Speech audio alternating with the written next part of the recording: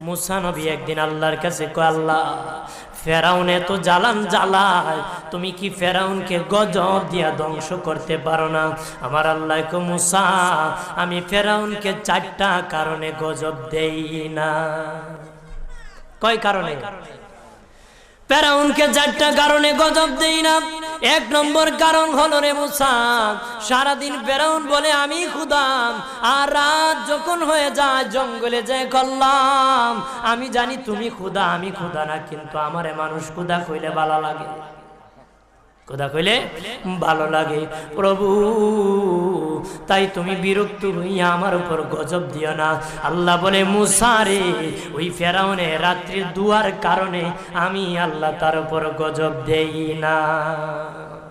2 নম্বর কারণ হলো, আরে মুসা তোমার মুখে দাড়ি, ফেরাউনের মুখে দাড়ি, তোমার পরনে জুব্বা, ফেরাউনের পরনে জুব্বা, তোমার মাথায় পাগড়ি, ফেরাউনের মাথায় পাগড়ি। আমি যদি গজব দিই, জুব্বার বেজ্জতি হবে, পাগড়ির বেজ্জতি হবে, দাড়ির বেজ্জতি হবে।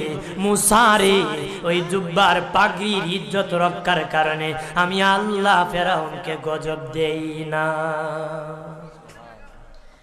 3 নম্বর কারণ হলো, আল্লাহ বলেন, মুসা রে মুসা, 3 নম্বর কারণ হলো, ফেরাউনের বাড়িতে একটা এতিমখানা আছে। প্রতিদিন দুপুর বেলায় এতিমরা ফেরাউনের বাড়িতে মেহমানদারি করে।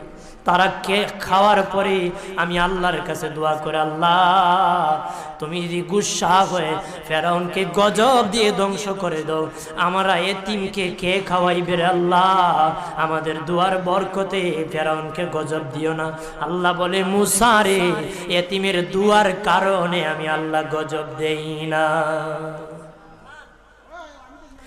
4 নম্বর কারণ, আল্লাহ বলেন, মুসা ফেরাউনের একটা মাছ বিদ্ধ, হাঁটতে পারে না। ফেরাউন নিজ হাতে নিয়ে গোসল করায়, নিজ হাতে মায়ের শরীরে তৈল লাগায় দেয়, নিজ হাতে ফেরাউন খাওয়ায় দেয়।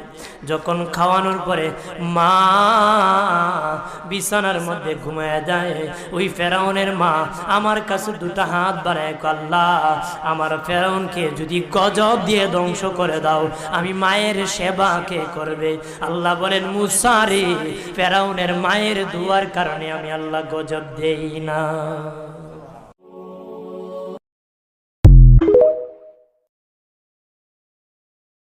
মুসা নবী একদিন আল্লাহর কাছে কয়, আল্লাহ ফেরাউন এত জ্বালান জ্বালায়, তুমি কি ফেরাউনকে গজব দিয়া ধ্বংস করতে পারো না? আমার আল্লাহ কয়, মুসা